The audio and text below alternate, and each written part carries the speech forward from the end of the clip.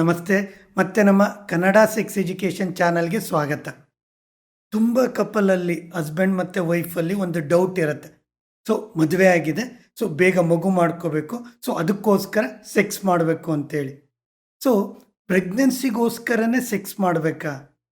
ಇವತ್ತಿನ ವಿಡಿಯೋದಲ್ಲಿ ಅದ್ರ ಬಗ್ಗೆ ಒಂದು ಬ್ರೀಫಾಗಿ ಮಾಹಿತಿ ಕೊಡ್ತೇನೆ.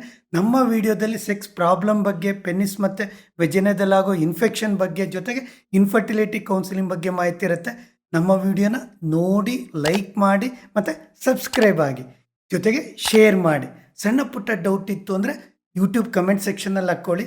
ಪರ್ಸನಲ್ ಆಗಿ ಕನ್ಸಲ್ಟೇಷನ್ ಬೇಕು ಅಂತಂದರೆ ಮೇಲ್ಗಡೆ ಮೆನ್ಷನ್ ಮಾಡಿರೋ ನಂಬರ್ಗೆ ವಾಟ್ಸಪ್ ಮಾಡಿ.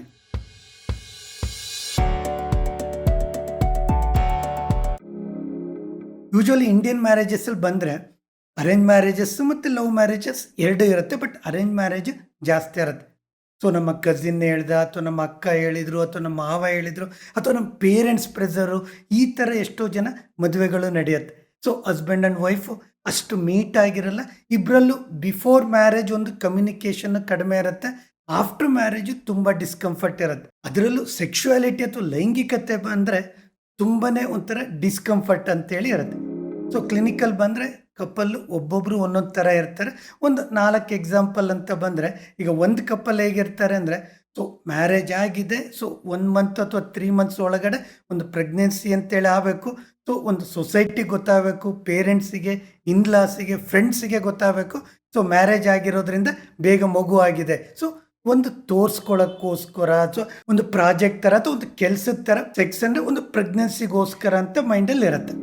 ಇನ್ನೊಂದು ಕಪಲ್ ವೆರೈಟಿಲಿ ಬಂದರೆ ತುಂಬ ಪ್ಲ್ಯಾನಿಂಗಲ್ಲಿ ಇರ್ತಾರೆ. ಸೊ ಲೈಫ್ ಸೆಟ್ಲ್ ಆಗಬೇಕು, ಮ್ಯಾರೇಜ್ ಆದಮೇಲೆ ಒಂದು ಮನೆ ಆಗಬೇಕು, ಕಾರ್ ಆಗಬೇಕು, ಒಂದು ಜಾಬ್ ಸೆಕ್ಯೂರ್ ಆಗಬೇಕು.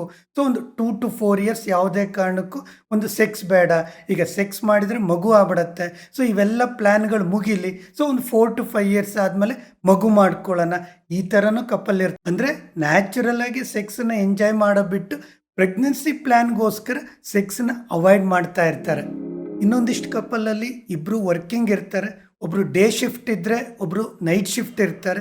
ಸೊ ಇಲ್ಲಾಂದರೆ ಹಸ್ಬೆಂಡು ವೈಫು ಬೇರೆ ಕಡೆ ವರ್ಕ್ ಮಾಡ್ತಾ ಇರ್ತಾರೆ.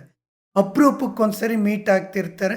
ಸೊ ಅವ್ರ ಇಂಟೆನ್ಷನ್ ಏನಿರುತ್ತೆ ಅಂದರೆ, ಮೀಟ್ ಆಗ್ತಿದ್ದಂಗೆ ಸೆಕ್ಸ್ ಮಾಡಿ ಒಂದು ಪ್ರೆಗ್ನೆನ್ಸಿ ಅಂತೇಳಿ ಮುಗಿಸ್ಬಿಡ್ಬೇಕು. ಅಂದರೆ ಇದೊಂದು ಪ್ರಾಜೆಕ್ಟ್ ಥರ ಅಥವಾ ಒಂದು ಕೆಲಸದ ಥರ ಸೆಕ್ಸನ್ನು ಮಾಡಿ ಪ್ರೆಗ್ನೆನ್ಸಿ ಮಾಡ್ಕೋಬೇಕು ಅಂತ ಇರ್ತಾರೆ. ಇನ್ನು ಕೆಲವೊಂದು ಕಪ್ಪಲಲ್ಲಿ ಸೆಕ್ಸ್ ಪ್ರಾಬ್ಲಮ್ ಅಂತೇಳಿ ಇರುತ್ತೆ. ಮೆನ್ನಲ್ಲಿರ್ಬೋದು, ವುಮನ್ನಲ್ಲಿರ್ಬೋದು, ಒಂದು ಇಂಟ್ರೆಸ್ಟ್ ಇಲ್ಲದೆ ಇರೋದು, ಅಥವಾ ಸೆಕ್ಸ್ ಮಾಡಿದಾಗ ಪೇಯ್ನ್ ಆಗೋದು, ಎರೆಕ್ಷನ್ ಪ್ರಾಬ್ಲಮ್ಮು, ಎಜಾಕ್ಯುಲೇಷನ್ ಪ್ರಾಬ್ಲಮ್, ಈ ಥರ ಯಾವುದಾದ್ರು ಒಂದು ಸೆಕ್ಸ್ ಪ್ರಾಬ್ಲಮ್ ಇರುತ್ತೆ. ಬಟ್ ಅದನ್ನು ಒಬ್ರಿಗೊಬ್ರು ಮಾತಾಡೋಲ್ಲ. ಅಂದರೆ ಸೆಕ್ಸ್ ಕಮ್ಯುನಿಕೇಷನ್ ಕಡಿಮೆ ಇರುತ್ತೆ, ಯಾರ ಜೊತೆನೂ ಹಂಚ್ಕೊಳ್ಳಲ್ಲ, ಜೊತೆಗೆ ಡಾಕ್ಟ್ರ್ ಹತ್ರ ತೋರಿಸ್ಕೊಳ್ಳೋಕ್ಕೂ ಹೆದರ್ತಾ ಇರ್ತಾರೆ. ಈ ಥರ ಕಪ್ಪಲಲ್ಲಿ ಒಂದು ಪ್ರೆಗ್ನೆನ್ಸಿ ಅನ್ನೋದು ದೊಡ್ಡ ಟಾರ್ಗೆಟ್ ಅಥವಾ ಒಂದು ದೊಡ್ಡ ಗುಡ್ಡ ಥರ ಆಗ್ಬಿಡುತ್ತೆ. ಸೊ ಅವಾಗೇನಾಗುತ್ತೆ, ಸೆಕ್ಸ್ ಫೇಲ್ಯೂರು ಜಾಸ್ತಿ ಆಗ್ತಾ ಹೋಗುತ್ತೆ. ಮದುವೆಯಾಗಿ ತುಂಬ ವರ್ಷ ಆದಮೇಲೆ, ಅವ್ರಿಗೂ ಸ್ವಲ್ಪ ಏಜ್ ಆದಮೇಲೆ ಸೊ ಒಂದು ಡಾಕ್ಟ್ರನ್ನ ಕನ್ಸಲ್ಟ್ ಮಾಡೋಕ್ಕೆ ಬರ್ತಾರೆ. ಸೊ ಮೇಯ್ನ್ ಟಾಪಿಕ್ಕಿಗೆ ಬಂದರೆ, ಸೆಕ್ಸ್ ಅಂದರೆ ಬರೀ ಪ್ರೆಗ್ನೆನ್ಸಿಗೋಸ್ಕರ ಅಲ್ಲ. ಆ್ಯಕ್ಚುಲಿ ಹಸ್ಬೆಂಡ್ ಆ್ಯಂಡ್ ವೈಫ್ ನಡುವೆ ಒಂದು ಪಾರ್ಟ್ನರ್ಶಿಪ್ ಇಂಪ್ರೂವ್ಮೆಂಟ್ ಆಗುತ್ತೆ, ರಿಲೇಷನ್ಶಿಪ್ ಇಂಪ್ರೂವ್ಮೆಂಟ್ ಆಗುತ್ತೆ, ಜೊತೆಗೆ ಲವ್, ಕೇರ್, ಬಾಂಡಿಂಗ್, ಅಂಡರ್ಸ್ಟ್ಯಾಂಡಿಂಗ್, ಇದ್ರ ಜೊತೆಗೆ ಆಕ್ಸಿಟೋಸಿನ್ ಇರ್ಬೋದು, ಅಂದರೆ ಬಾಂಡಿಂಗ್ ಚೆನ್ನಾಗಾಗಲಿಕ್ಕೆ, ಡೋಪಮಿನ್ ಒಂದು ಸ್ಟ್ರೆಸ್ ರಿಲೀವ್ ಆಗುತ್ತೆ, ಒಂದು ಬಾಡಿ ರಿಲ್ಯಾಕ್ಸ್ ಆಗುತ್ತೆ, ಒಂದು BP ಕಂಟ್ರೋಲಿಗೆ ಬರುತ್ತೆ, ಜೊತೆಗೆ ಸ್ಲೀಪ್ ಇಂಪ್ರೂವ್ಮೆಂಟ್ ಆಗುತ್ತೆ, ಜನರಲ್ ಹೆಲ್ತ್ ಸಹ ಅಂದರೆ ಬಾಡಿ ಫಿಟ್ನೆಸ್ ಇಂಪ್ರೂವ್ಮೆಂಟ್ ಆಗುತ್ತೆ. ಸೆಕ್ಸ್ ಅಂದರೆ ಬರೀ ಪ್ರೆಗ್ನೆನ್ಸಿಗೋಸ್ಕರ ಮಾತ್ರ ಇರೋದಲ್ಲ, ಒಂದು ಇಬ್ಬರಲ್ಲೂ ಬಾಂಡಿಂಗ್ ಜೊತೆಗೆ ಇಬ್ಬರು ಹೆಲ್ತ್ ಬೆನಿಫಿಟ್ಟಿಗೂ ಸಹ ಹೆಲ್ಪ್ ಮಾಡುತ್ತೆ. ಸೊ ಫ್ರೆಂಡ್ಸ್, ಮ್ಯಾರೇಜ್ ಆಗ್ತಿದ್ದಂಗೆ ಒಂದು ಪ್ರೆಗ್ನೆನ್ಸಿ ಪ್ಲ್ಯಾನನ್ನು ಆದಷ್ಟು ಒಂದು 6 ಮಂತ್ಸ್ ಅಥವಾ 1 ಇಯರ್ ಆದಮೇಲೆ ಇಟ್ಕೊಳ್ಳೋದು ಒಳ್ಳೆಯದು. ಯಾಕೆಂದರೆ ಈ ನಡುವೆ ಇಬ್ಬರಲ್ಲೂ ಅಂಡರ್ಸ್ಟ್ಯಾಂಡಿಂಗ್ ಇರ್ಬೋದು, ಲವ್ ಇರ್ಬೋದು, ಕೇರ್ ಇರ್ಬೋದು, ಅದು ಇಂಪ್ರೂವ್ಮೆಂಟ್ ಆದಮೇಲೆ ಸೆಕ್ಷುವಲ್ ಆ್ಯಕ್ಟಿವಿಟಿ ಇತ್ತು ಅಂದರೆ ಆವಾಗ ಲೈಫನ್ನು ಎಂಜಾಯ್ ಮಾಡ್ತಾ ಹೋಗ್ಬೋದು. ಇದ್ರ ನಡುವೆ ಸಣ್ಣ ಪುಟ್ಟ ಡೌಟ್ ಇತ್ತು, ಅಥವಾ ಮಗು ಮಾಡ್ಕೊಳ್ಳೋದನ್ನು ಪೋಸ್ಟ್ಪೋನ್ ಮಾಡಬೇಕು, ಈ ಥರ ಏನಾದ್ರು ಕನ್ಫ್ಯೂಷನ್ ಇತ್ತು ಅಂದರೆ ಒಂದು ಡಾಕ್ಟ್ರನ್ನ ಕನ್ಸಲ್ಟ್ ಮಾಡೋದು ಒಳ್ಳೆಯದು. ಇದು ಇವತ್ತಿನ ನಮ್ಮ ವಿಡಿಯೋ. ಇಲ್ಲಿ ತನಕ ನಮ್ಮ ವಿಡಿಯೋ ನೋಡಿದ್ದಕ್ಕೆ ತುಂಬ ವಂದನೆಗಳು.